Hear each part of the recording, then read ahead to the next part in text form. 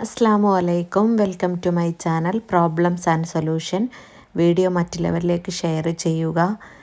നമ്മുടെ ആഗ്രഹങ്ങൾ ഒരുപാട് ആളുകൾ പറയുന്ന വിഷമമാണ്. എത്ര പ്രാർത്ഥിച്ചിട്ടും എൻ്റെ പ്രാർത്ഥന അള്ളാഹു സ്വീകരിക്കുന്നില്ല, അതെന്തുകൊണ്ടായിരിക്കും എന്നൊക്കെ ഒരുപാട് ആൾക്കാർ പറയാറുണ്ട്. നമ്മൾ പരസ്പരം പറയാറുണ്ട്. നമ്മൾ പ്രാർത്ഥിക്കുന്ന സമയത്ത് ഈ കാര്യങ്ങൾ ശ്രദ്ധിക്കാതെ പോകും. അപ്പോൾ നമ്മുടെ പ്രാർത്ഥന ഏറ്റവും വേഗത്തിലാവും. അതുപോലെ സർവശക്തനായ അള്ളാഹുവിനോട് നമ്മുടെ ആഗ്രഹങ്ങൾ പറയുന്നതിന് മുമ്പ് ആദ്യം അള്ളാഹുവിനെ സ്തുതിച്ചുകൊണ്ട് നമ്മൾ ചെയ്യുക. ആദ്യം അള്ളാഹുവിനെ സ്തുതിക്കുക. നമ്മുടെ ജീവിതത്തിൽ അള്ളാഹു ചെയ്തു തന്നിട്ടുള്ള അനുഗ്രഹങ്ങൾ പറഞ്ഞു പ്രാർത്ഥിക്കുക. അതാണ് നബി സല്ലല്ലാഹു അലൈഹി വസല്ലം തങ്ങൾ പറഞ്ഞിട്ടുള്ളത്. നമ്മുടെ ഉദ്ദേശം പറയുന്നതിന് മുമ്പ് സ്വലാത്ത് ചൊല്ലുക. സ്വലാത്ത് ചൊല്ലിക്കൊണ്ടാണ് നമ്മൾ ആദ്യം പ്രാർത്ഥിക്കേണ്ടത്. അസ്മാഉൽ ഹുസ്ന ചൊല്ലി ദുആ ചെയ്യുക.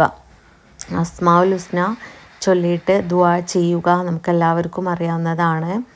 യജമാനൻ്റെ മുന്നിൽ ഒരു അടിമ ഇരിക്കുന്നത് പോലെ താഴ്മയോടുകൂടെ ഇരു കൈകളും ഉയർത്തി കിബിലക്ക് മുന്നിട്ടുകൊണ്ടാണ് നമ്മൾ പ്രാർത്ഥിക്കേണ്ടത്. അള്ളാഹുവിനാകുന്നു എല്ലാ കഴിവും എന്ന് തീർച്ചയായും അള്ളാഹു ഉത്തരം നൽകുമെന്ന് പൂർണ്ണ വിശ്വാസം നമ്മളിൽ ഉണ്ടാവണം. അതുപോലെ അശ്രദ്ധയോടുകൂടെ പ്രാർത്ഥിക്കാതിരിക്കുക. മനസ്സറിഞ്ഞ് ഹൃദയത്തിൽ തട്ടി വേണം പ്രാർത്ഥിക്കാൻ. നമ്മുടെ മനസ്സറിഞ്ഞുകൊണ്ട് അള്ളാഹുവിനോട് ദുആ ചെയ്യണം. നമ്മൾ ചെയ്ത സൽക്കർമ്മങ്ങൾ മുൻനിർത്തി അള്ളാഹുവിനോട് ചോദിക്കുക.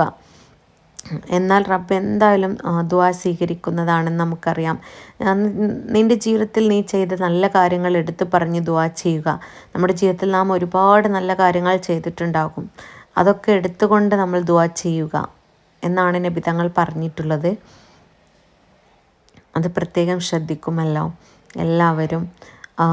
നമ്മൾ ചെയ്യേണ്ട ഫർളായ കാര്യങ്ങൾ ഒഴിവാക്കാതെ പ്രാർത്ഥനയ്ക്ക് സമയം കണ്ടെത്തുക. പ്രാർത്ഥനയ്ക്ക് വേണ്ടി നാം സമയം കണ്ടെത്തണം.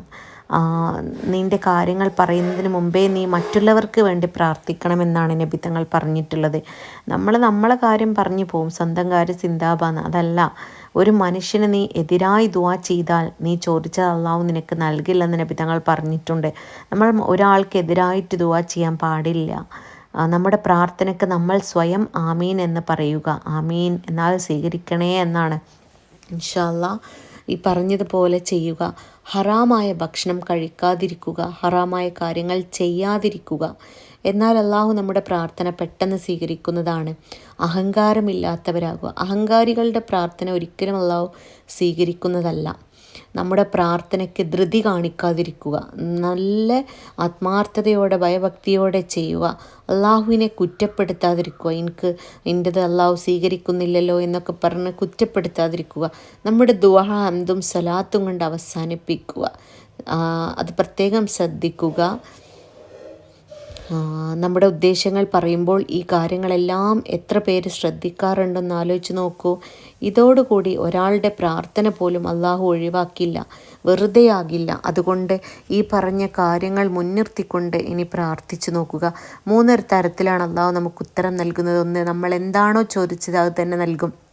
2, ചോദിച്ചതിനേക്കാൾ ഏറ്റവും ഹയറായി നൽകും. 3, ചോദിച്ചതിനുള്ള കൂലി നൽകും. അത് പ്രത്യേകം ശ്രദ്ധിക്കുക. ഇൻഷാ അല്ലാഹ് പുതിയൊരു വീഡിയോ ആയിട്ട് നാളെ കാണാം. അസ്സലാമു അലൈക്കും. എല്ലാവരും ഇങ്ങനെ പ്രാർത്ഥിക്കുക, എല്ലാം ശരിയാവും ഇൻഷാ അല്ലാഹ്. അസ്സലാമു അലൈക്കും.